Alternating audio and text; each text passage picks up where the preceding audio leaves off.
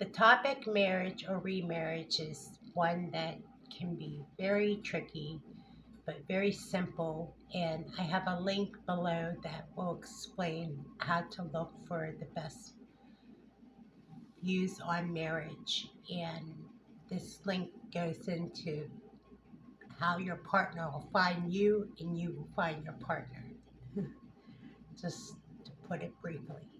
But this has really been swirling around my mind because of all the buzz and how people seek marriage.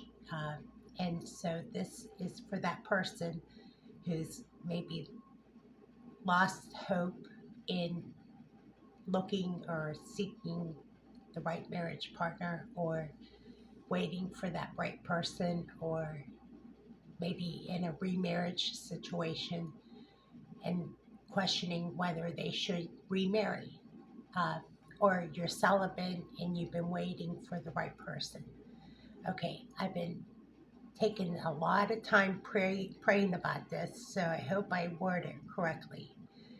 Remarriage in the Bible is, by definition, it does not exclude those who've been abused.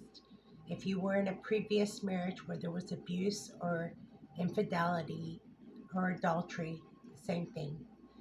You are in a situation where you have permission to remarry, or in this case, if you've been widowed.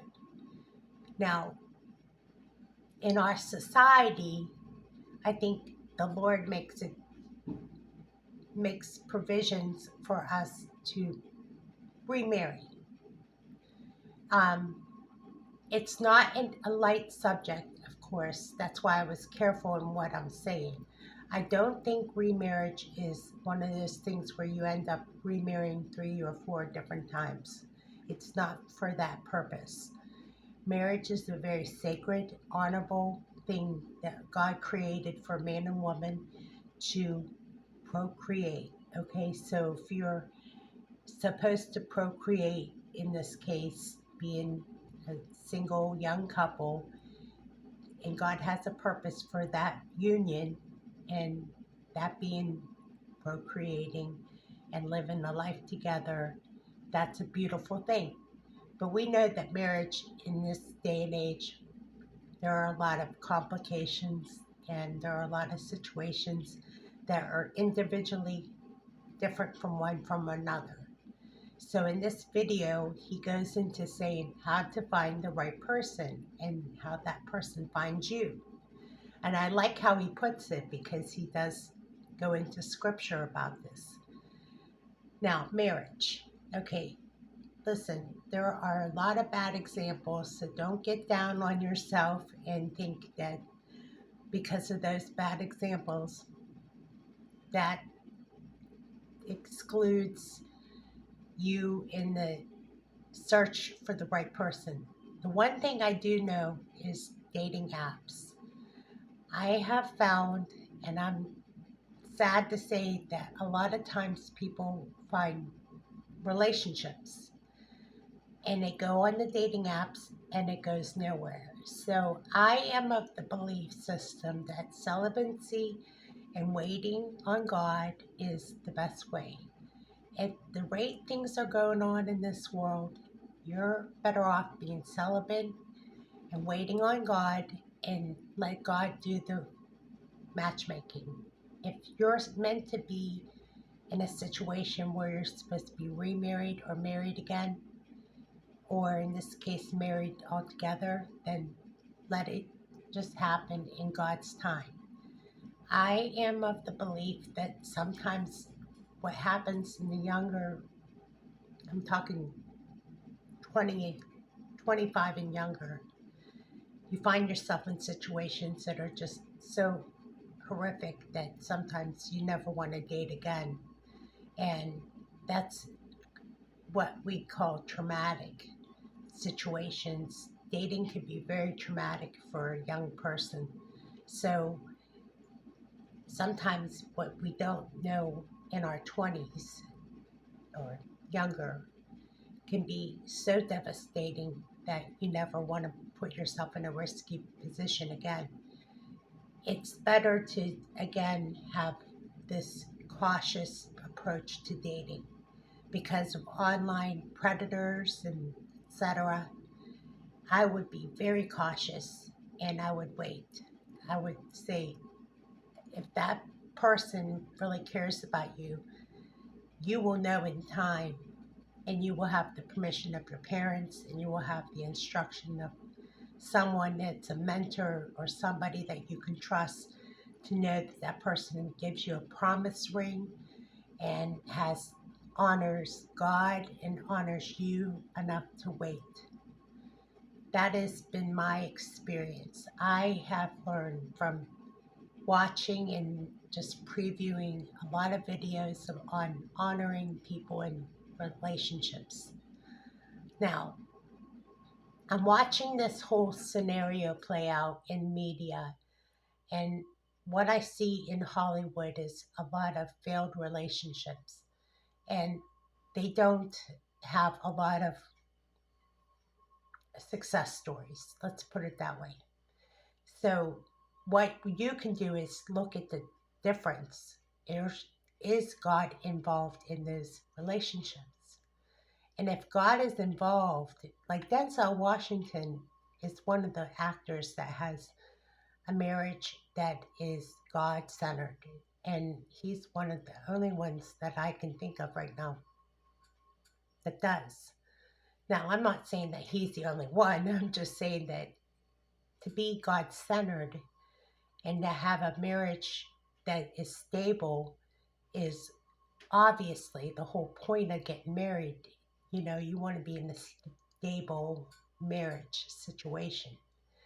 But for a lot of people who are like us in the watch community, should we be concerned about this stuff?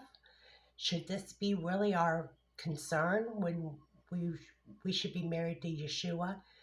Yeah, a lot of us really shouldn't be worried about these things, but there are people that do, are, and have been lonely and want a helpmate. So I'm saying it like it is. I'm sorry, I have a cold. um, I'm just saying that there are people that are struggling with loneliness. So this is to that person that's struggling with loneliness. If you're still wondering about that person, that it's kind of like there's hope. God doesn't ignore our need for a helpmate. It is biblical to have a helpmate, that being a significant other. He also, if you don't know this by now, his return is imminent too. And he is the bridegroom. And he is that to us. So if that doesn't translate into that being our significant other, then God will provide somebody to provide that helpmate for us until the return of Jesus Christ. But there are questions about marriage and remarriage, and that link, I hope it helps you. And I know that people ask that question often, like, is it too late in the game to get married or remarried? And I thought myself too, is it too late to get married or remarried at this point? And there's a lot of questions around it. It's not an easy topic to tackle. I think that sometimes that some of us are growing weary and we're alone, and you know, we're not getting any younger. But I think about the younger people that are in situations where they are forced to cohabitate or forced into situations they don't want to be in, and they want hope for themselves because they're younger, and they do want to get married, and they do want a future spouse. So without rushing into something, is there a practical way to walk into this without your eyes closed? And I think getting married is the option that you want on the table. Some people don't want to race into going to college. They don't like what's available out there. might go to a community college, or they might, opt to do something else. I don't know, but today the options are very slim for a 20 or younger crowd, okay? And I just want to make sure that we cover all ground on marriage and remarriage, because everybody that has that passion to get into a romantic relationship, not all romantic relationships are going to end up in the marriage situation, but you do want the hope of a solid commitment that leads to marriage, and that option is there, so before the return of Jesus Christ, that if this is the choice that you make and Jesus comes, that you're prepared for both. And that being said, it's a blessing on both the return of Jesus Christ and being married and being honorable before the Lord. So that's my whole spin on marriage and remarriage. Even though the return of the Lord is imminent, should you consider getting remarried or married? There is still hope for marriage. There's still hope for you. And there's still hope for the soon return of the Lord, too. So if you are planning to get married and you don't want to cohabitate, you're still honoring God and you're still honoring the Lord in your walk. And that's a blessing, and that's a good thing. So I wanted to finish off by saying that. I hope that was helpful, and look for that link in the description box below.